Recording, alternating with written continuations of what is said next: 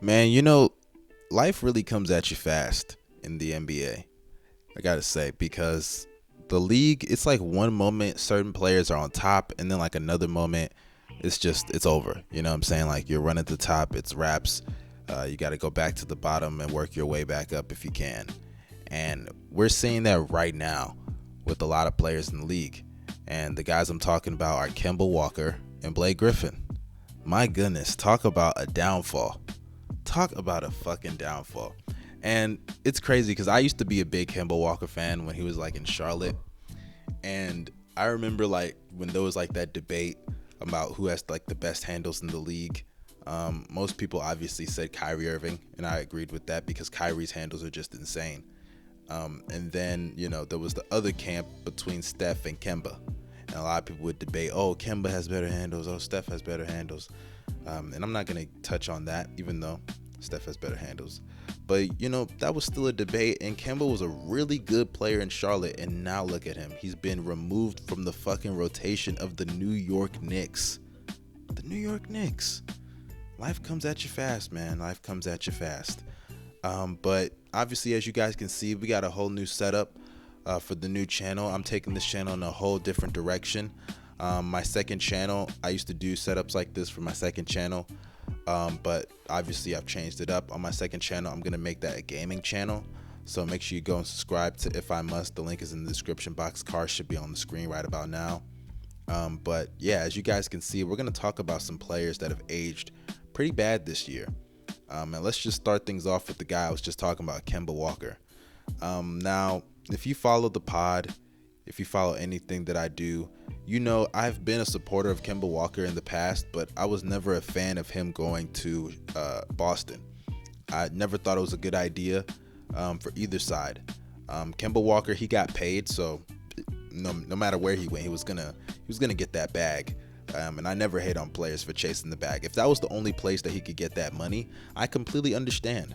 I completely understand why he went. But I've always said, time in and time out, that the Celtics, they should have built around Jason Tatum and Jaylen Brown. It made no sense to spend all that money on Kemba Walker and Enes Kanter. Money that you had to pay a max player. You could have used that to spread around the wealth, fix the bench, fix some weaknesses on the team, while probably getting a playmaker that they desperately need right now. Like, they need a legit guy that can legit get rim pressure consistently, that can play make, can have defenders not go under all their screens, which they do to Dennis Schroeder all the time. And Dennis Schroeder's been hooping as of late. Shout out to D. Schroeder. But nonetheless, the Celtics didn't need Kemba Walker. They should have built around the cornerstones of their franchise in Jason Tatum and Jaylen Brown. It just never made sense to me why they decided to spend that money on Kemba and Enes Kanter. So already right there, he was fucked. He was fucked. I knew what the outcome was going to be. I didn't think he was going to play as bad as he played in the bubble, but I knew what the outcome was going to be. I knew there was going to be some issues with the touches that he gets in comparison to Jaylen Brown and Jason Tatum. And that happened almost immediately, right?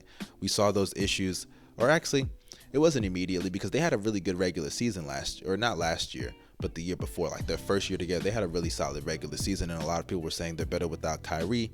What was the result? They went to the conference finals and they lost. I think that was like their third conference finals appearance in like a 4-year span. And that's like a typical Celtics thing. They get their expectations up because of a regular season, and then obviously in the playoffs, the fold happens. But nonetheless, I still am a firm believer that he never should have gone to Boston in the first place, and that's where it went downhill because he got injured in that bubble run. Or at least I think he got injured like before the bubble, and then he like re-aggravated it in the bubble, and then like he had to get surgery, and he missed part of the regular season in the beginning of the regular season last year. It was just a really rough time as far as injuries were concerned for Kemba. And when I started noticing he was getting hurt and he was going to miss the beginning of the regular season, that's when I started like realizing Kemba Walker, like, this is probably the beginning of the end of like his legit prime. Because as good as Kemba Walker even was at that time, when it comes to smaller guards, the moment you start seeing like major injuries on their bodies late in their 30s or like late 20s, that's probably when they're going to start declining. Like, sure, you have anomalies. I still can't believe Chris Paul is doing what he's doing with the injuries on his body. But like I said, sure, you have your anomalies here or there. Like I said, Chris Paul.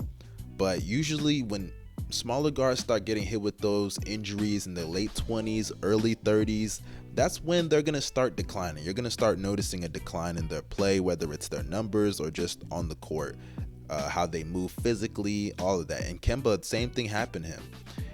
And I think that Kemba Walker, those years of the snatchbacks, it really did a number on his knees, huge number on his knees. And it's just sad.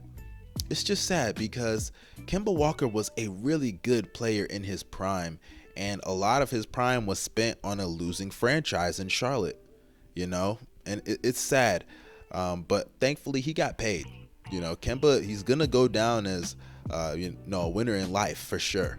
He got paid, he got his bag, and I can never, ever, ever hate on a player for getting that bag because, hey, that's what this is about. We could talk about, winning rings. We could talk about championships. We could talk about playoff success, MVPs, awards, all that stuff. At the end of the day, they're doing this and they're getting paid for it. So if you secure that max contract, I'm never going to hate. So props to that nigga Kemba for getting the bag. But it's just sad because life hits you fast. Because once he started playing sus in Boston, he was bad in the playoffs last year, even though they weren't going to win anyways, especially without Jaylen Brown. But he was bad in the playoffs last year. And I remember thinking to myself, man, what are they going to do? This guy has all that money on his books, and they don't really need him at all. If I were them, I would have pulled what the Rockets are pulling with John Wall, which we're going to get to in a second, by the way. But nonetheless, they just didn't need him. I said Raptors. I meant to say Rockets. But they don't need him. They did not need Kemba Walker at all.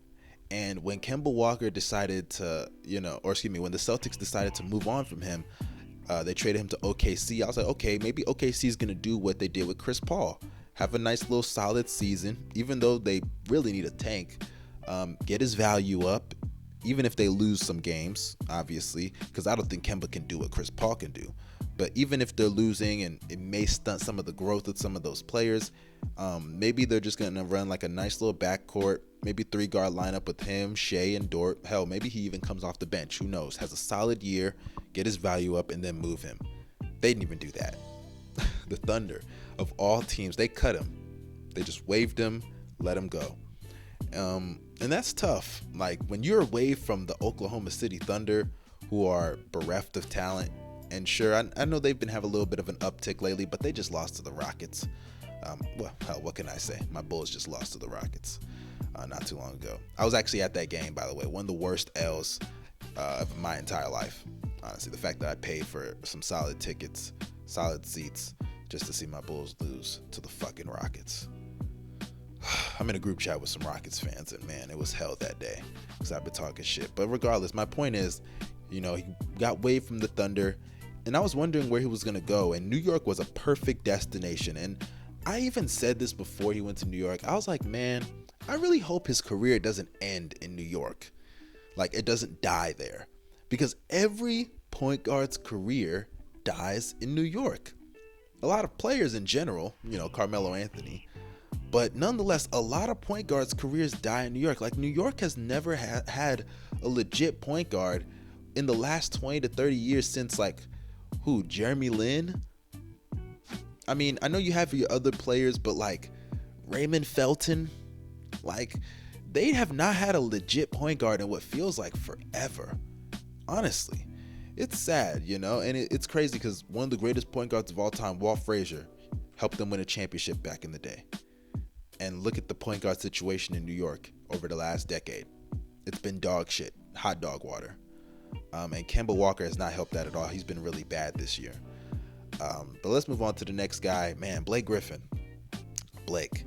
I don't even want to spend too much time on this because this video is already looking pretty long. I spent a lot of time on Kemba Walker as it is. But Blake Griffin, talk about a sad decline. We already knew Blake was declining. That's why I'm not even going to spend too much time on this. We knew Blake was declining, but he's out the rotation now. Out the rotation. And he's been playing like shit. He's shooting in the 30s as far as his field goal percentage. He's shooting below 70% at the free throw line. He's shooting 15, 16% from 3. Just bad offensively. Just a liability offensively. The guy's not even a lob threat anymore. Think about that. Blake Griffin, not even a lob threat anymore. And you know James Harden loves his lob threats. My God, he's just been awful this year. Straight up trash. Garbage. Hot garbage. So it's sad, and I actually think defensively he hasn't been that bad this year. He's been solid for his standards. But it's clear that guarding Giannis last year in the playoffs, it took off the rest of his career. It just wiped the rest of it away.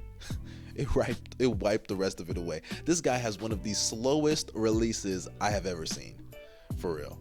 If you told me like 8 years ago that Blake Griffin wouldn't even be a productive player by the end of this decade, I would have said, bro, put down the crack pipe. This guy is one of the greatest players and talents that we've ever seen. For real, because back then, like, there was a legit argument that Blake was a top 10 player at a point in time in his career. And now look at him. He's not even a top, 200 player? He's ass. He's so ass. So yeah, I don't even have too much to say on him. We already knew he was declining. We saw it in Detroit. And yeah, he had a little uptick last year with the Nets. But he was a role player. Like, I don't know why a lot of people were commenting on my video that I dropped about Blake Griffin that did really well. All those comments were like, oh, this aged poorly, blah, blah, blah. Just because he can still dunk doesn't really prove anything. He's a role player.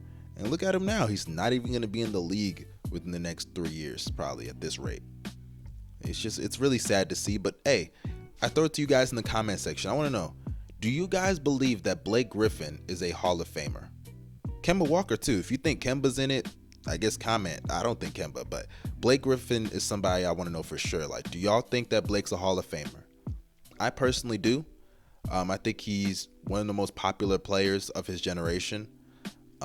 He's literally our modern day Vince Carter for the 2010s because of, the dunks and the lobs. He's really up there, man. I would say as far as like athleticism, highlight plays, he did a lot for us. He brought us a lot of joy. It's just sad he's not going to get that free ring he probably imagined, unless Kyrie Irving decides to get that shot. But yeah, nonetheless, man, Blake Griffin, it's tough, it's rough, but it's just sad to see his decline, because at the end of the day, no matter how good you are, you can always decline and the league will move on without you. It's just sad to see it hit Blake Griffin this hard. But let me spend some time talking about John Wall, because John Wall is a different situation. He's kind of similar to these guys, but I don't think John Wall has fallen off, especially to the degree of some of these guys. John Wall is a really good player still. Like, honestly, he's still a really good player that's just stuck in a bad situation. My gosh, the Rockets, I understand the purpose of trading for John Wall because you did get that pick out of it, and you just needed to move on from Westbrook. You didn't want to be there. And obviously Harden didn't want to be there. But man, you are in a bad position with John Wall. John Wall, I love what he's done for the game of basketball. I didn't expect him to bounce back from the injury the way that he did. And he's obviously not as athletic as he used to be. He's not as good as he used to be at all. But he's still pretty explosive for a guy coming off of Achilles injury. And I think he could be a real productive player on a lot of teams. I would love to see him on a team like the Clippers. I would love to see him on a team like the Nuggets. Hell, if Milwaukee somehow got him on vet minimum, that'd be cool. You could plug him in on a lot of teams, and they could legit turn from contenders to favorites.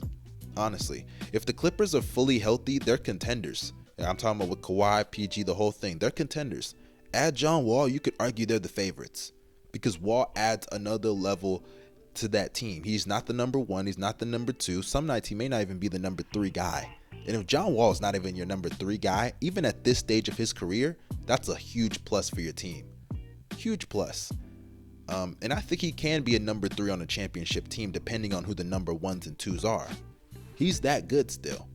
So it just sucks that he's on this team that he's not even going to be able to play. And I know lately there's been like these reports that he wants to get back on the court, but I don't even know if that's good for this team.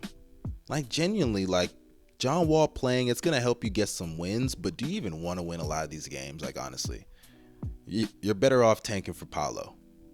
You're better off tanking for Paolo. He's just in a really tough predicament because he's legit better than a lot of other starting point guards in the league. And it just sucks that he's not going to be able to show it. And let's say they waited out these next couple of years. Like, nobody wants to trade for him. He's not willing to give up money in a buyout situation. Let's say they wait it out and he just leaves for nothing, right? Worst case scenario. If that happens, like, what if when he comes back, he's not the same because of the time off? You know, he's in a really, really tough predicament because it's not his fault that he got this bag. It's not his fault. He earned that money at that time. Because if you go back in time, John Wall was an all-NBA caliber player. At a point in time, you could argue John Wall was a top 10 player in the league. Number 10, but you could argue it. He was that good at his prime. It's just sad to see. Hopefully the Rockets work something out, because I would like to see John Wall contributing to winning basketball and maybe potentially get himself a championship, because I really, really think he can contribute to a team. But that concludes this video. Like I said, the league will always move on without you. And that's just the sad reality of the NBA. Make sure you drop a like on this video. If you enjoyed this setup, drop it down below in the comment section how much you enjoyed it. Subscribe down below. Press that bell for post notifications. Follow me on social media. Your boy Young Mustard signing out. Y'all stay safe and have a blessed day. Peace.